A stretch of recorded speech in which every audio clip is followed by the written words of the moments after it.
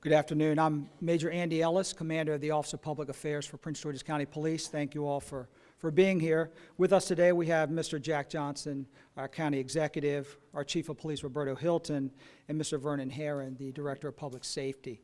Mr. Johnson and Chief Hilton will speak, and Mr. Johnson will start.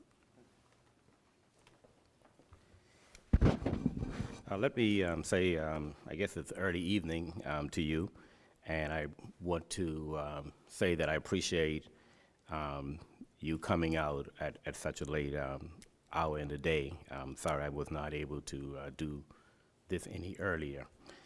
Public Safety Director Vernon Herron, Police Chief Roberta Hilton, and I take very seriously the allegation reported in the Washington Post on October 6th.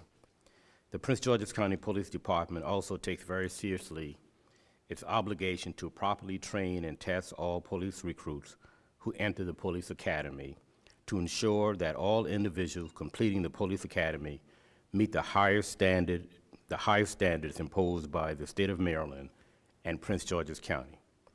Accordingly, I have asked Prince George's County Public Safety Director Vernon Herron and Police Chief Hilton to conduct a top-to-bottom audit of Session 115 training session to determine the testing and training to ensure that all training and testings were completed in line with the standards of the Maryland Police Training Commission and the Prince George's County Police Department. The review will examine the record of each recruit to the extent available to ensure that all critical training objectives were satisfied prior to graduation.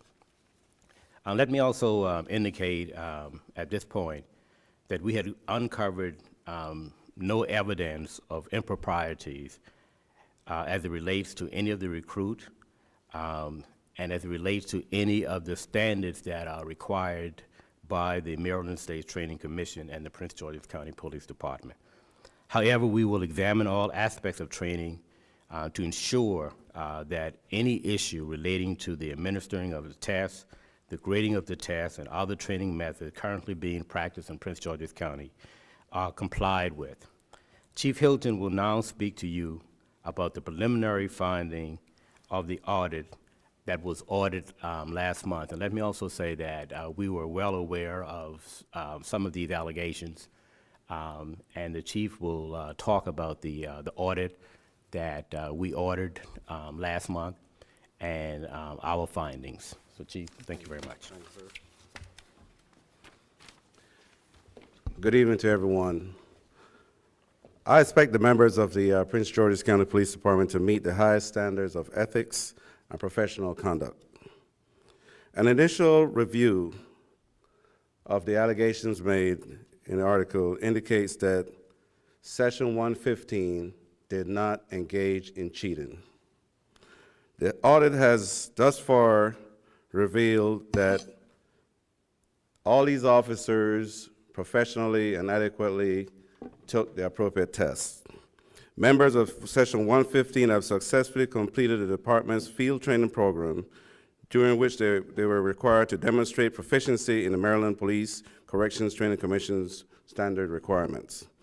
Members of Session 115 are certified Maryland police officers, and statements that question the validity of any arrests made by these officers are incorrect and irresponsible. All our officers have met the required MPTC requirements and standards as mandated by the state of Maryland. All findings of the audits will be shared with MPCTC, and as happened in similar allegations in the past with other agencies, we will work collaboratively with the Commission to make sure that our agency is responding adequately to the standards required by the state. It has been reported that all officers received scores of 100% on 11 exams that were taken by Session 115. Directly behind you, I'm making available to you tests from Session 115 that were uncovered during our audits. Of the 10 exams that were identified in a memo from the former training commander, where officers are allegedly receive 100%, we found 8 of those tests where officers did not receive 100%. We have copies of those tests available for your review. It also has been reported that a student officer who had been dismissed received a 100% score on an exam that he could not have been taken because he was not in our academy. That is false. This officer was served with a directive from me separating him from the agency on June 9th. However, the effective date of separation was not until June 30th. This recruit officer continued to take exams at the police academy until June 25th. At this time, no officers will be suspended regarding these allegations. If this audit reveals misconduct or inattention to duty, appropriate disciplinary actions will be taken. Thank you.